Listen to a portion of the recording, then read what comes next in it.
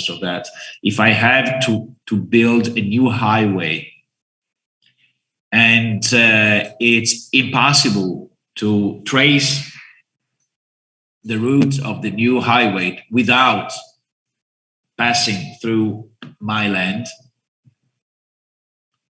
we know that we run the risk that the government, that the local government can forcibly take in my land, pay me a sum of money under the condition provided for law, subject to fair compensation being paid in good time for their loss. They can pay me a sum of money, but there's a risk of a unilateral, forcible taking of my land without my consent. But this is very rare. And it's possible only when there's the collision with an interest which is superior to my interest as an individual owner. But again, since the fact that in modern democracies, the right of property is defined as one of the most powerful rights that we have, the exceptions are very, very rare. And the consideration of what kind of public interest can overtake the individual right of property is particularly delicate. The use of the property may be regulated by the law insofar as is necessary for the general interest. Okay, one thing is letting you having rights. Another thing is somehow limiting the wide definition of what you can do or not. If I am owner, if I become legitimate owner of a precious manuscript or a statue of a famous sculpture or the painting of a 17th century great artist, I cannot just burn it or destroy it, or there are some burdens in limiting my faculties of using them. But again, even according to these general provisions, they are just exceptions. So limiting or preventing the interest of property is very difficult, and it is put into a list of fundamental rights. So it is treated at the maximum possible level of protection, is given the maximum possible level of protection. You cannot give a higher protection to a right than putting it into a list of fundamental rights. So this is a clear example of the importance of the right to property in modern societies. The characters that we have here acknowledged as attached to the right to property are remarkably different by the characters of the human rights. So the rights pertaining to the essential elements of our living as individuals, as human beings: health, self-determination, life. The property is transferable, alienability is very rare, power of excludability, and you can do whatever you want. These three elements, which are the common elements of the definition of law. Sorry. What happened? Okay. If we compare with the legal regime over the human rights, we'll see that these three elements are not present in the definition of the legal regime of the human rights. So that, as a matter of fact, the right to property, as one of the most powerful rights defined by all the legal systems, is in clear contrast in terms of the attitude of the law over the right to property with the legal regime which is accorded to the human rights. Because the human rights are not transferable, of course. Can I transfer my right to life? Can I transfer my rights, the right to my name, the right to my health? Can I sell my health? Of course not. So by definition, human rights are not transferable.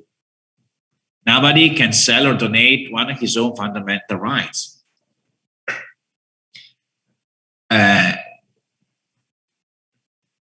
Let's just try to put together the alienability, so the marketability of the right to property, and the principle according to which a human right cannot be transferred. The example is the act of disposal of our body that we have analyzed, can you remember?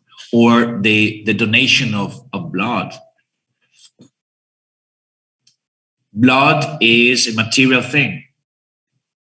Is it a good to the law? We said yes, because the market is available to put the blood in the market. We know that there are legal systems, for example, like the Italian one, saying that you cannot get money. But just because otherwise blood would be transferred in the market like any other valuable good. So it's a good to the law. Dot. There's nothing more to add.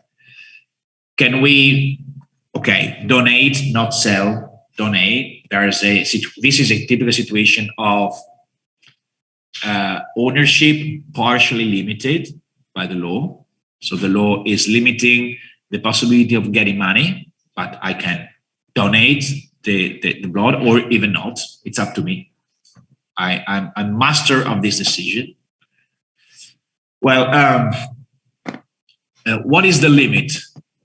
Where's the collision with the human rights? What is the human right that must be considered in defining what I can do or not with the blood?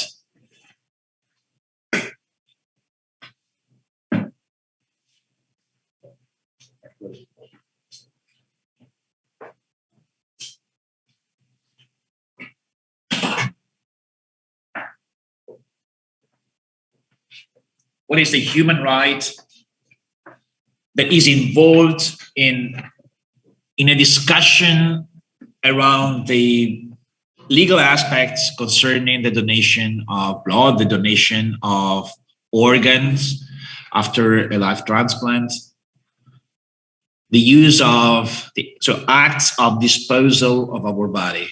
What is the right here, the human right that can be considered? I heard the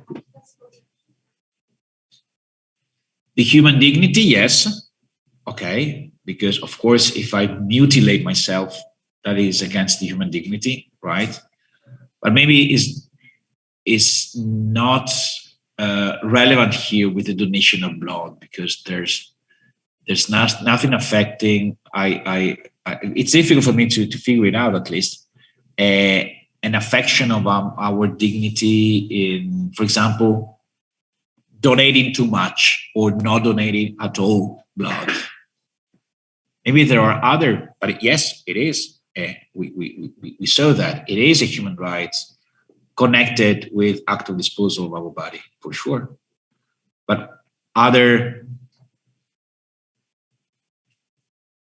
simpler, in a way, simpler than the human dignity.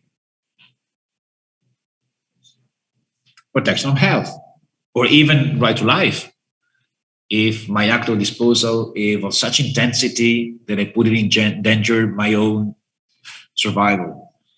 But we know that the reason why in this country it is not legal to get money in giving the blood, even for the most good reason and purposes, is because otherwise poor people, as happened in the past, might be inclined to give too much blood, affecting their own health.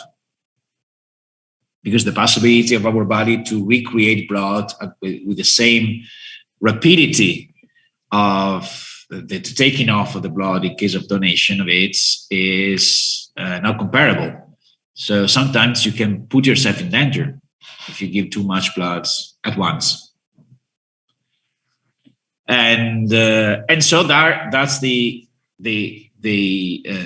collision. So I can